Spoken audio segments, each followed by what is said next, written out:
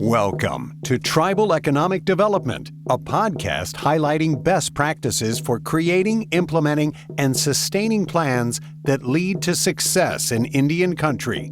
We are Waséyabek, an economic development firm dedicated to creating a sustainable path forward for the Nottawaseppi Huron Band of the Potawatomi. In our first 5 years of operation, we've grown from 0 revenue and 3 employees to nearly $100 million in revenue and a team of more than 500. Along the way, we've learned many valuable lessons. Here, we'll share those lessons with you. And now our hosts, Deirdre Mitchell, Waséyabek President and CEO, and Erica Weiss, Associate Attorney. Bonjour and welcome back to Tribal Economic Development, a Waséyabek podcast. I am your co-host, Erica Weiss, here with my other co-host, Deirdre Mitchell. Good morning, Erica. I'm Deirdre Mitchell, the President and CEO of Waséyabek Development Company. And with us today, we have Jamie Stuck. He is the Tribal Council Chair for the Nottawaseppi Huron Band of the Potawatomi Indians, for which we work. Well, thank you for having me, ladies. I look forward to today's discussion. Really excited. Yeah, it's going to be a good one. So I understand based on our last podcast, and for those who maybe haven't listened to it yet, you and Deirdre actually started, you on Tribal Council and Deirdre with Waséyabek right around the same time. Yeah, so I was appointed to the chairperson. I've been on council since 2006, but at the time, Deirdre blessed us with her presence. I just became chair, so we were kind of entering a realm of new duties and responsibilities as coworkers, and just kind of entering uncharted territory together. So it was actually a great experience. What were your initial thoughts on Deirdre when she came in? Well, at that point in time, we were going through some changes as far as WDC goes, and this just speaks to Deirdre's character as far as her coming into a not such a good situation as far as what was created prior to her, coming on board with the previous leadership and, the dynamics of WDC at the time. A lot of politics came into it, and she came in and inherited some things that she had to, move forward and take over and take charge, and totally won me over. So that again, this speaks to her character as far as how she came into a bad situation and just took the reins and moved us in a positive direction to where we are today. I mean, let me see how we've grown. Mm-hmm. And our influence in Indian country as far as economic development goes. That just speaks to her character and her leadership style and her ability to make a bad situation good. So, well, thanks, Jamie. But it was a time of change, right? And the big thing was that council realized it was time to change things, and then the board was sat with that in mind. So. And then, honestly, I think your leadership and becoming chair at that time was really an important thing. As I look back through history, all these things kind of aligned that I would have never put into place, on my own, but they kind of lined up. And you and I were able to say, okay, this is a new journey, a new beginning. Mm-hmm. In fact, our logo and Waséyabek means a new day's light. So it was really a new beginning and a reset for everybody. So thank you, and thanks for the opportunity because we were building it together. Well, and I always like to make sure people know it's the Creator's perfect timing, Mm-hmm. Absolutely. It's not just us, it's our ancestors that are overseeing things and protecting us, and Creator giving us the opportunities to do what we do and make differences in people's lives. So that's what I credit it to. But of course, we do work hard and we put in long hours, and we are definitely dedicated and have the passion. It's just you have to have the passion in order to do what we do, and you can't fake it. You can't half-step it. So right. Yeah. And we have a foundation, but we're definitely creating as we go to what's right and where our plan takes us and our people take us and the timing. Mm-hmm. Yeah, most definitely. And speaking of timing and creators' timing, so Jamie, actually, when I was in high school, was my trainer. I was really big into basketball. So Jamie trained both me and my entire family when I was just a little squirt. But had the chance to connect with you again when you were on tribal council while I was in law school. I knew pretty early on I wanted to work with tribes, where I met who is now my boss, Bill Brooks. You introduced me to him, and kind of full circle moment with you now that here I am, how many years later. I know you love telling that story. At that time, there was this solar panel project that you and the tribe were involved in. You had created a company called Skasgé. To own these solar panels. From what I understand, this was before my time, there was some technology that you had met with somebody on. And why don't you tell us a little bit about whether Skasgé Power is still in operation and what happened with that? Well, so, at that point in time, believing in our dream and the ancestors' foresight as far as, creating a path for us, we had an opportunity with solar panel. And it was, at that time, really one of a kind of product. It provided thermogenic so that it could warm water at the same time as providing electric PV energy. We felt that it would be it would be productive to at least kind of do our due diligence, or at that time, so we thought was due diligence. We'd find out later that we didn't do enough, but it was a one of a kind panel. We kind of entered into that initiative without the structure that we should have had, right? And Jamie, when you say we, yes, so who's we? So we at that time was council. So. At that point in time, we didn't know what the Harvard project was or the Harvard model. And, we being tribal leaders thinking we know everything and our jacks of all trades, figured that, hey, we can do this. We can be the WDC board and tribal council at the same time, as well as Firekeepers Development Authority board, and handle it all. Funny how we come up against our own limitations at some point in our life. So, I mean, we felt that we had, we had the experience that we needed to start on the new initiative as far as solar panel. And, we were chatting before the show. It was like the new pet rock to us, right? And we were like, this is a one-of-a-kind panel, and we're sold. And regardless if we have the infrastructure, I think we had an operating agreement at the time, and some of the basics that we needed, but we didn't have an experienced board. Certain complications came down the road. Where we felt that there was necessary changes to the product. The inventor wasn't going to budge one bit. So we had to compromise a lot, and eventually we did a total remake of it. We felt that we wanted to, in some way do diversification of economic development. And, we were sold on that first. Brand new pet rock as far as we thought. Today would be totally different. We have a total different strategic plan as far as how we plan and vet things, and but those are things that are supposed to happen so that you can grow. Those are things that are happening so that you can go through the school of hard knocks and learn valuable lessons to become succoming. Yeah, that's a great thing. The only shame would be if you didn't learn from it, right? If you just kept doing the same thing and coming to the same outcome. So it really was a great experience for the tribe. It caused you to reset. Yep. Erica asked me prior to us starting here, were you following the Harvard project when I got here, or was it something that I kind of introduced? I think you knew about it and started instituting it because you sat an independent board, and kind of started there. But then, we went further with it once I got here. What I'd like to say about that is that, did I know about it? Yes. Did I have the book? Yes. Was it collecting dust on my desk with all the other piles of paper in my office? Yes. And there are a lot of piles. Right. There's a lot of piles, but no, we knew about it, but we weren't fully committed. Right. What was that catalyst that really made you say, nope, this Skasgé project didn't work out?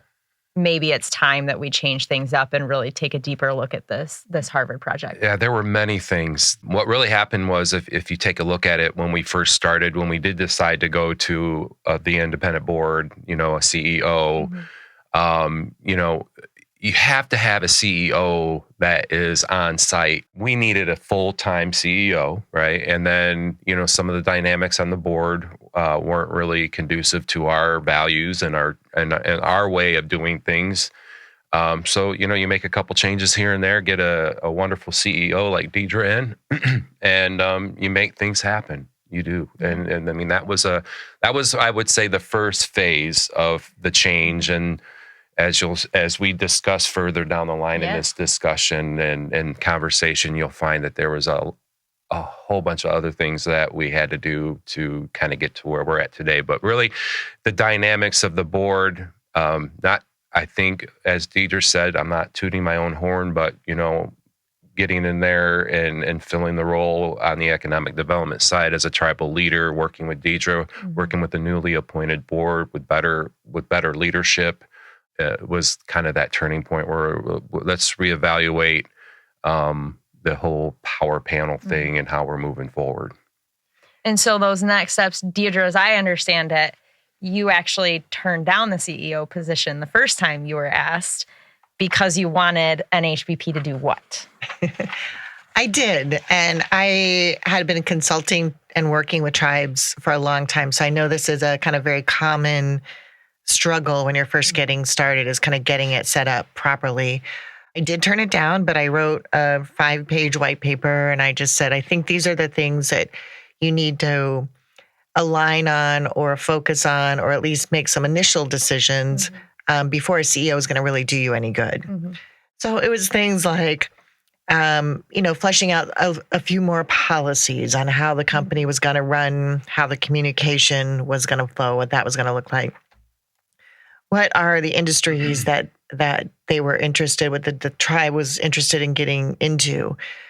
And they made a list, and then in our subsequent planning, when I did come on, there was a lot of digging into those industries and the risk profiles and the modeling financially of what it would take to get it started. So there was still a lot of work to do. There's some just really basic foundational stuff that I don't think a CEO has really a chance to succeed, no matter how good they are, if it isn't decided. And then the other is that commitment to, we're going to talk about, discuss, and document who has what authority, and then we're going to stick to it. And I was there by that time, but that conversation is really important, and just the willingness to do that and say, the tribal council cannot be involved in every decision, and staff can't be involved in council's decisions, and the board is responsible for making good business decisions. So that was really key. And, and at that time, I'd be remiss if I didn't say that, with solar panel and Skasgé Power, there's a big political undertone within the community, right? It was our first initiative, and rightfully so. I think the tribal membership could see that maybe we didn't do our due diligence as leaders, but that's how you learn. And hindsight being 2020, I understand some of the concerns the tribal membership have or had. I do want to say one thing, and I know, regardless of the obstacles that we went through as far as power panel. It wasn't a complete disaster like some people experience in their first initiative, right? We were, we're one of the few casinos out there that do laundry on site. So, having that thermogenic asset helped with laundry, helped with providing, hot water to the casino, hotel, and all that. So it wasn't a complete loss. We were able to save in other places where we're kind of losing on the bottom line that weren't as measurable, right? So it could have been a lot worse, but I know that Deidre has a different opinion about power panel, and you know what? That's something that I probably didn't see as a tribal leader after we handed the reins over to an independent board.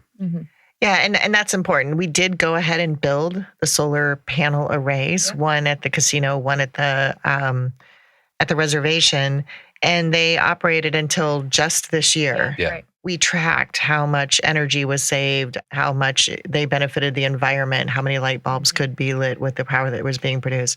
So they did operate well.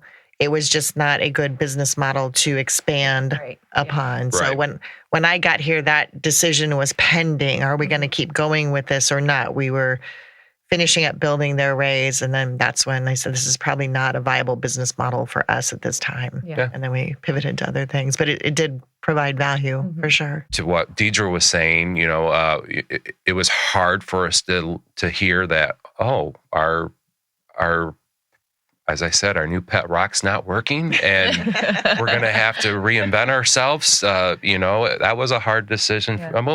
It was hard to hear.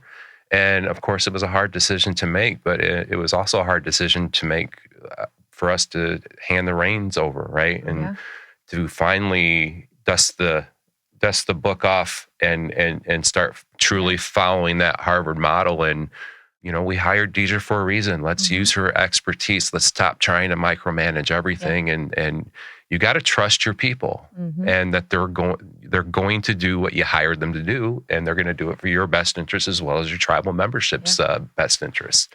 So, Jamie, you mentioned, there was some political unrest, tribal members maybe questioning, maybe the council didn't do their diligence. How did you bring everyone together then when the decision was made, hey, we're going to separate this from the government? We have done our due diligence on this. How did you kind of get everyone in alignment on what you saw WDC's future being?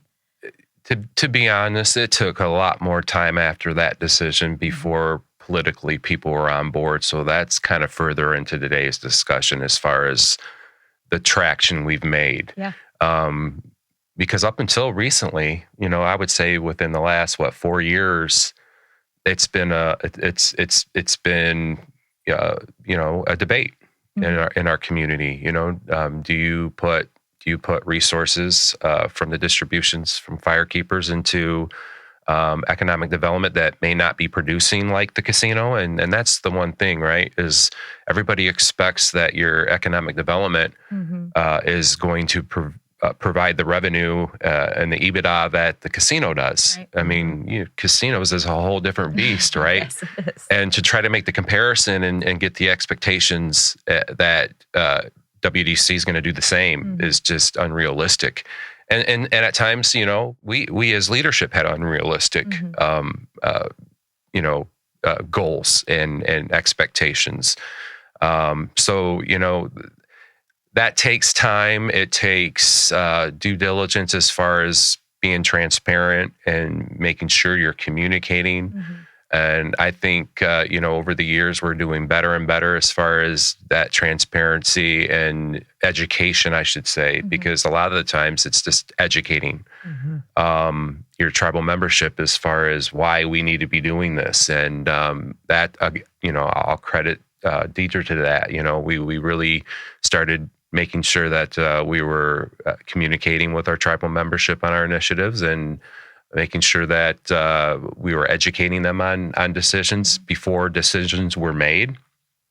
And, slowly I think people are starting to, get why we need to do economic diversification, especially with the environment right now with brick and mortar gaming. You can't put all your eggs in the basket of gaming. And it's so important for you to have other avenues to provide dividends back to the tribe.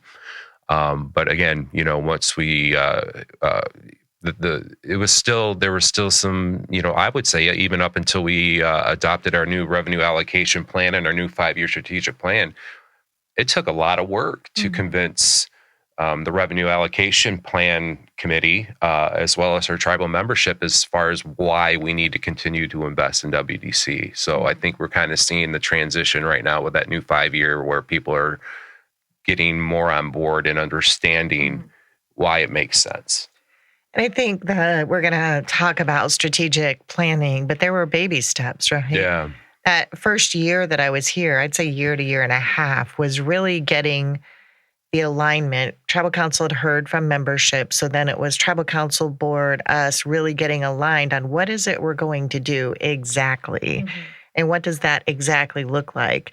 And then setting the expectation, because I think it's really tempting for a leader to come in and say, we're going to be millionaires in 3 years, because they want to sell what they're doing. And I was like, yeah, we're going to have to invest some time and money. Yeah. And it's going to look like this. Right. But what that did was that I believe gained trust, because we were able to meet the milestones, even though small, we were able to meet them all along the way. So that strategic plan and really laying that out incrementally is really key. And then having the continued support of council and the board, and the plan transcending any changes of that leadership, that plan staying solid, that is the other key. You can't, because leadership changes go, well, now I want to have profits like the casino. Yeah. Well, we didn't change. Our plan didn't change. Right. So that was really important. And I think it's important to point out, NHBP, firekeepers, anything as far as operations, capital improvement projects, we pay everything in cash. We don't take loans out. We don't have debt other than the useful debt, or the line of credit with WDC. But when you are paying with cash, 4 years after operation, and that sets up high expectations. Yeah. But that also freed up cash for you to start investing in economic development earlier. Yep. And then with regard to that debt piece, there was 5 years of conversations even on the board about allowing WDC to use debt in our acquisition strategy. We still have a very, very, very minor debt load. But that was a conversation in education about debt can be useful and can be used, as leverage rather than, I think most people think I'm in trouble financially. I got to try to go get a loan.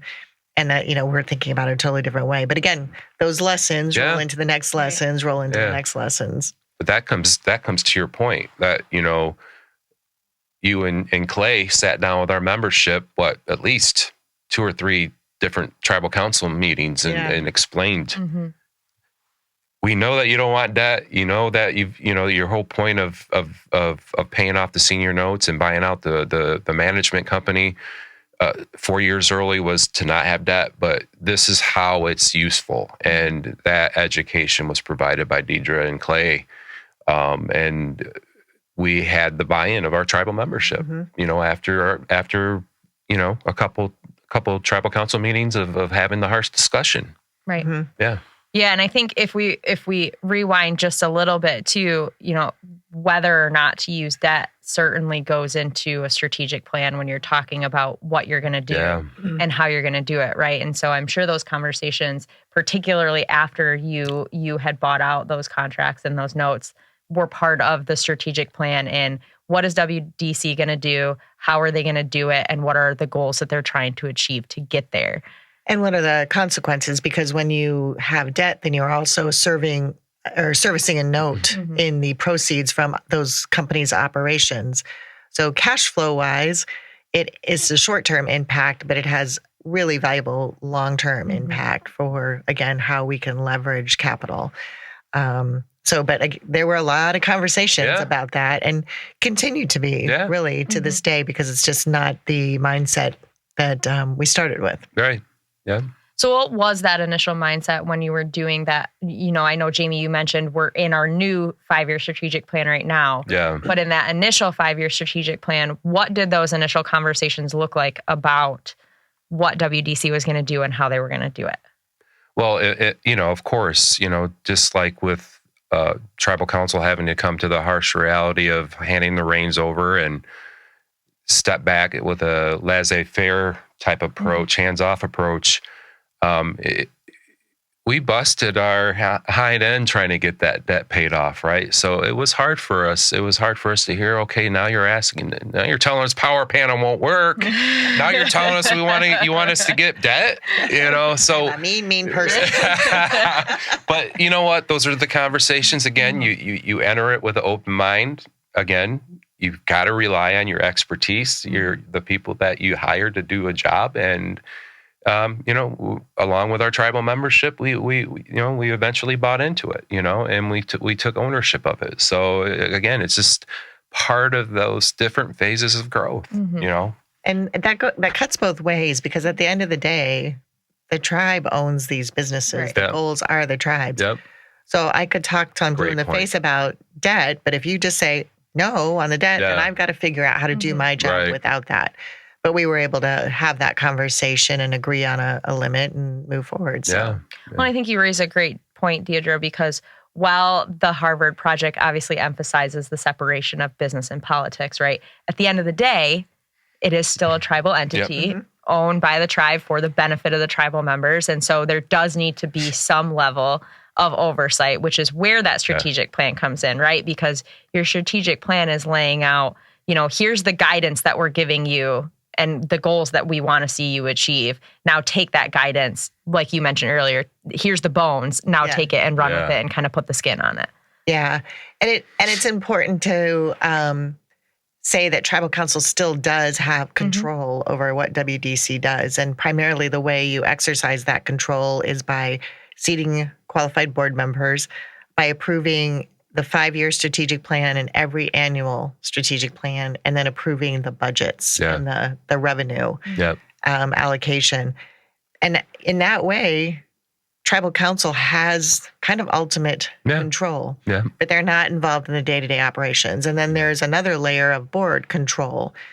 They also approve those same things, but they also choose and hire the CEO and set goals for the CEO, and are involved in some bigger policy decisions and more involved in the kind of strategy of it. And then once that's all set, it's okay, you have a group of experts and go forth and do what we've asked you to do, and we need to let you do it. Yes. And we also, don't forget, we have the quarterly meeting of the owners, where tribal council sits down with the WDC board and on behalf of our tribal membership as the owners of WDC, and that's where we receive the summaries and reports that we need to be in the loop about. Deidre gives a quarterly report to our tribal membership. She's on the agenda this week. So, again, it's just making sure that tribal council, even though we've handed the reins over and trust the solid structure that we have now and the process that we have now, we're still active in meeting on a quarterly basis at least. There's times where, every Friday we have CEO briefings. And so sometimes Deidre may have to pop in without, just at the last second, just to give us a heads up. So, and I would like to really use this opportunity to mention Chris Rogers, as far as our chair of the WDC board, as far as and a huge difference, huge difference. But the respect that he has as far as communicating to tribal council. And that's an important point to understand, that things have evolved. We didn't start day one. You were asking the goals of the first 5-year strategic plan. We didn't start day one and say, hey, we want to have 500 employees and 30 businesses and like we do today. I mean, one of the first, we've talked about this a lot, that the incremental goals have been important, because if you have a finance person that comes in that is unfamiliar with startups, they're going to come in and say, well, this return needs to be made and that and this, and startups don't work like that. Right. And so really the first goal that the council and the board asked me is, there were 3 employees, and the first goal was, when are you going to earn enough money for you 3 to get off the payroll? Right? Yeah. And that was the goal. Yeah. And that was a big deal. Yeah, it was. That goal. Now we're 500 people. Wow. And we have... I can't believe it. It's awesome. It's awesome. And we have about 19 people at the holding company level. And so their overhead's being covered. Yep. But that early goal was not, when are you going to get to 30 companies and 500 employees? Right. So incrementally making realistic goals and accomplishing those. And it also builds trust with the leadership, because it's not wise to hire a leader and go, here's everything, and turn your head and look the other way. You have to kind of let them earn your trust along the way too. And before it escapes my mind, I just have to put this out there. I remember when I was fresh into maybe my first or second term, and I remember Kit Ritchie from Forest County coming to visit us, and he's an awesome guy, right? True gentleman. I remember him coming and visiting us when I think it was before we even had the senior notes to begin construction on firekeepers. They were putting that mentorship out there for us, right? Mm-hmm. We weren't ready then, but to see where we're at today and not only being mentors, but being partners with people like Forest County, Potawatomi, right? And doing good things and partnering up and showing that it can be successful when you work with other tribes that at one time they were mentoring us and now we're partnering and doing great things, right? Yeah, awesome to see for sure. And that full circle thing, you knew Kip. I met Kip. Yeah. Kip was the one that made me aware that there was an opening for the CEO position at Waséyabek. So full circle. Thank you, Kip, if you're listening. He's awesome. So there were a couple of things that both of you actually said that jumped out at me, and they're words like trust and respect and confidence and that incremental growth, right? Yeah. And talk to me a little bit about, because you're right, it is difficult for a tribal council to say, okay, here are the reins to our economic development and here are guidelines, go run with it. You have spent a lot of time, Deidre, and Bill, who we've talked about, Bill Brooks, has spent a lot of time building up the trust and respect and the confidence of not only tribal council, but tribal membership as well. Talk to me a little bit about that. I think it's the communication, and there are things I don't have to technically tell the council and the board, and I do it anyway, because nobody likes to be surprised. And I always value the input. They understand at the end of the day, well, that is not true. At the end of the day, tribal council can say you're not doing anything. That's not true. But doesn't happen often though, right? No, doesn't happen often. No. But everybody knows their lanes, and as long as everybody is behaving as expected, then I'm being informed, but it's not my decision. Kind of thing. So I think over communicating is really, really important. And we've heard that from the membership, transparency, and we've been trying to do that more. That's what particularly in those early years too, right? Yes. Even more so. I mean, obviously all the time, but even more so in those early years where there is that question of, wait a minute, this is what our casino is doing. Why are we throwing money at this entity when we don't know that those returns are going to be the same and things like that? Yeah. But you know what? In those early days, it was up to council to present that information. And, and again, lessons learned, that was once a year, and I get it. I get the frustration at times that the tribal membership had where they didn't feel like that they were in the loop as much as they should have been. And, that's where we moved to more updates versus just having an annual update at the annual membership meeting, right? So it was our responsibility. And again, I have many different things that I do, but the financial aspect of things, I'm not a guru there. And having someone like Deidre or someone like Clay, being able to sit down with our tribal membership and explain the financial aspect of things really was helpful and took a lot of pressure and load off the tribal council when it came to updates as far as how we were doing with WDC as far as how we were communicating with the tribal membership.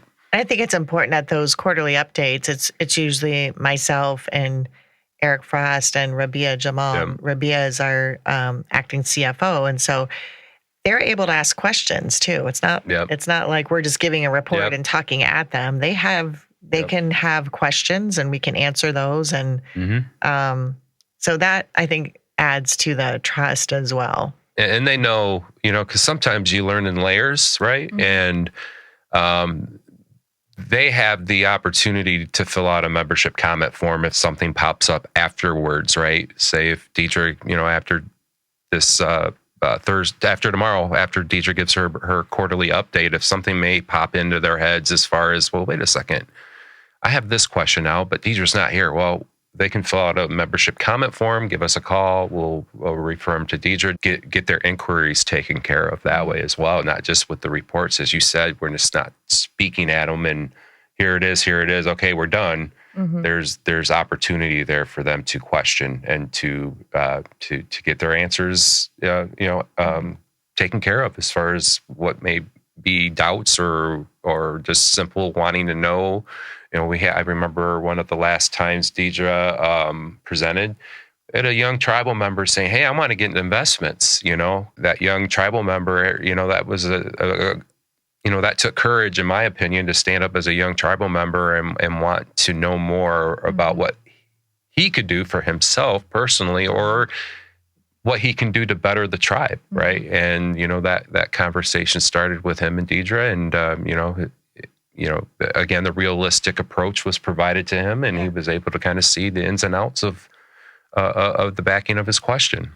And how exciting to see the shift in mindset of tribal members too. Yeah. Maybe what it was before to, I want to invest now. I have the funds to be able to invest because of NHBP and how successful they've been in things. And so the shift in questions, I'm sure, has been interesting to watch, as well as that knowledge is deepened. And Jamie, I want to go back to some, because I absolutely love what you said, and that, getting the buy-in from tribal membership is also incumbent on tribal council to do too, right? It's really easy to say, we've handed the reins off to someone else, so they either sink or swim, and if they're sinking, that's their problem, not ours, right?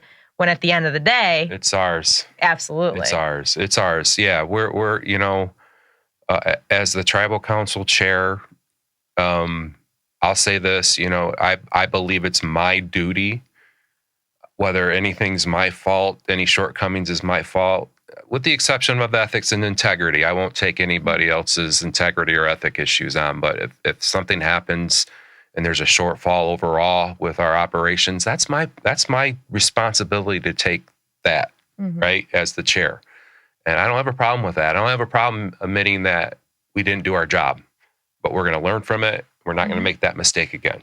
And I think that's very important in my role as tribal chair, is to be responsible for whatever in the eyes of our tribal membership was done incorrectly or done wrong, and how we can do better, just to make sure that we move forward with solutions, right?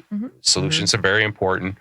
It's all right to point out the issue, but I always like to focus on how we're going to move forward versus keep on dragging back into the past and rehashing it out. Let's just solve it and learn, right? And I think even from a positive aspect, to having tribal council be aligned with our mission, and it's very apparent. And you mentioned Chris Rogers earlier, and his alignment and his being vocal with tribal members and being at those quarterly updates also, that just shows the strength between those three groups. And I think I would argue that 90% of the situations where tribes have EDCs, there is not that alignment. It is a tough, tough road if you don't have that. So I think that's super important. And I don't know how you feel, but the last couple of tribal updates we gave, we got compliments. And that felt so good. That felt so good. It was, we've given the opportunity for tribal member jobs throughout the United States. And, people spoke up about that. And it just feels really good to hear that, we have met our milestones. We're continuing to move forward, and everybody is bought in, including the membership. And let's be real. You're always going to have tribal members that may not agree with it. Right? And that's okay. That's fine. But that makes us work harder to be more transparent and to provide more communication, keeps us on our toes. And just hope that we have that more long sight in mind, right? So that, again, the magic year is 2040, right? So when we put that date out there, right? I mean, it's a realistic date, and to us, it seems a long time, but we got to remember why we're here. We're here for the next 7 generations, right? And we're here to provide for my children, their children's children. And, to me, 15 years isn't a big deal in the long scheme of things, right? So being able to be up front and frank with our tribal membership, in 2024 or 2040, this is where we could see dividends coming back from Firekeepers Casino Hotel. This is where we could be seeing some dividends coming back from our long-term escrow account once we reach our $1 billion mark. And then this is where we can see some dividends coming back from WDC. So it's an investment, that we'll as tribal members now, we'll see 15 years down the road, but just think of the impact it's going to have on the future generations of our tribe, to where, the success of the casino, while still important, isn't the only game changer, right? Yeah. Isn't the only game changer. Yeah. So that's good to communicate and be upfront about. That goes back to the strategic planning, because you have to have an ultimate goal out there. So everything we do in our 5-year plans and our annual plans are marching towards that goal and are measured against that goal. And that goal isn't just we hope we can get there. We've actually modeled it out and we said, what's it going to take to get there from an investment and return aspect? What's it going to take us to get there? So we will end this year just north of $94 million in revenue to WDC. And by our next 5-year strategic plan, which ends in 2028, we will be at the $275 million mark. And so it's mapped out, to get to that $1 billion goal.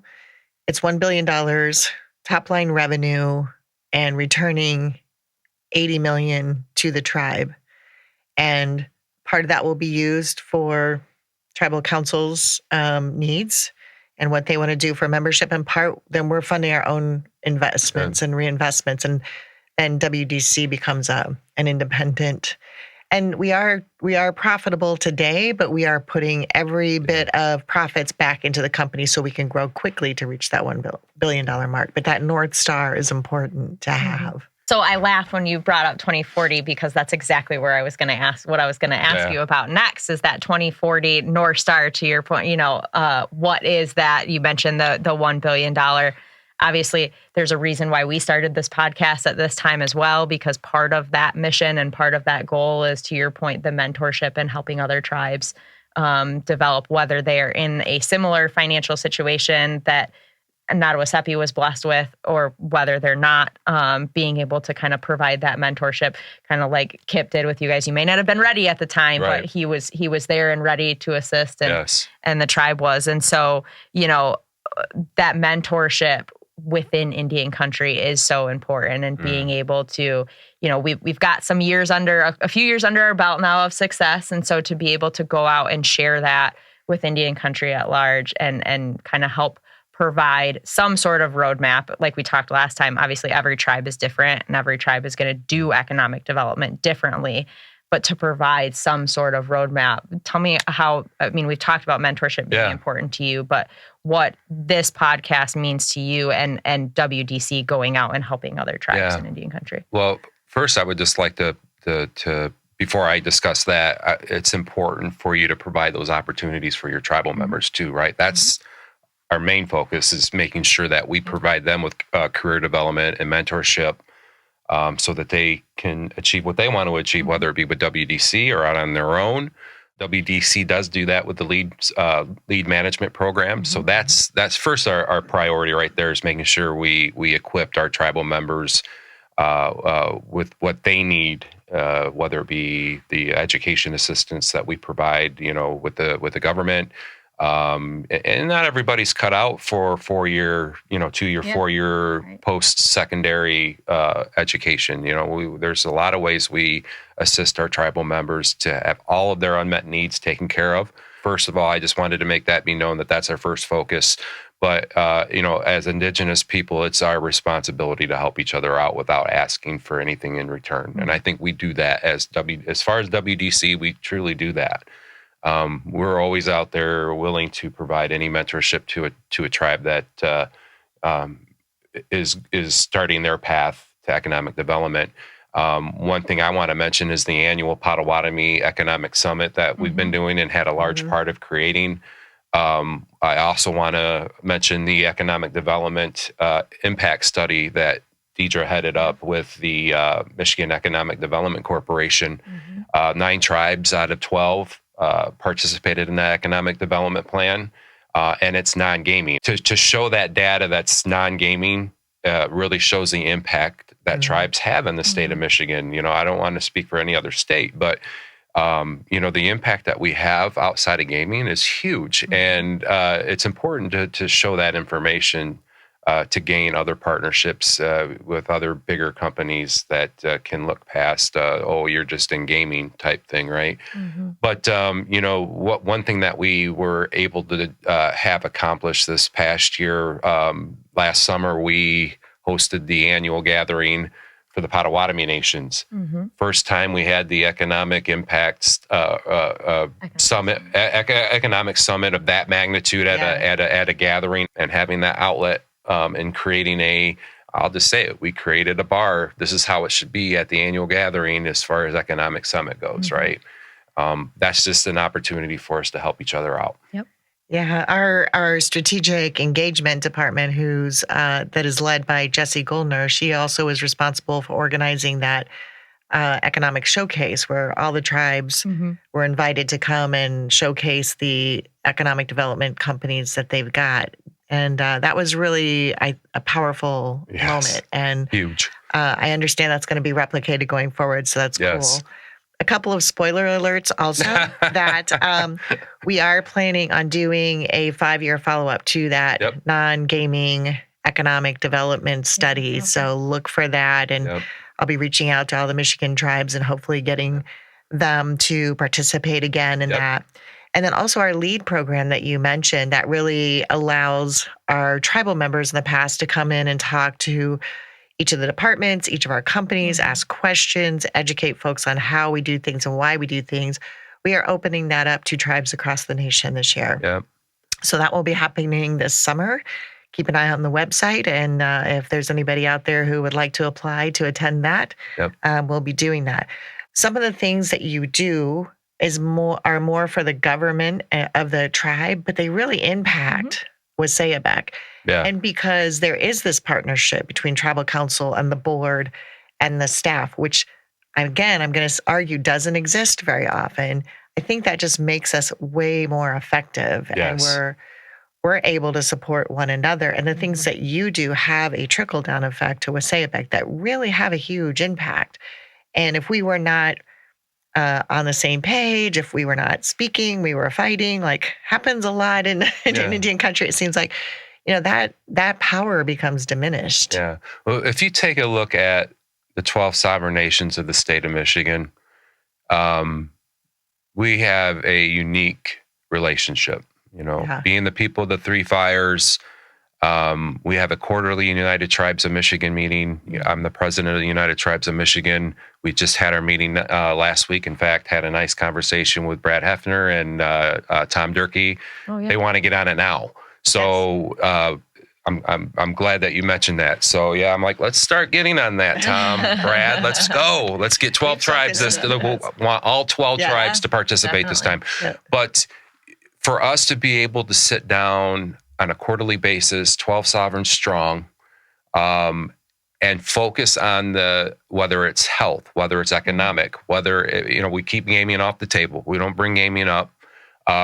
But if it's economic diversification, if it's health, if it's civil rights, we all focus on the matters that are impacting all of our communities, and really provide that strong support to our communities. 12 sovereign strong, right?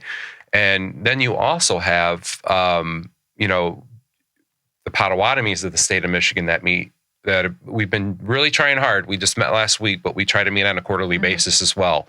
Matchi-Benashe-Wish, Pokagon, NHBP. We try to include Hannahville being all the way up in the UP. That's a little harder for them to come down, and we put it out there. If you want us to come to you, we can come to you as well.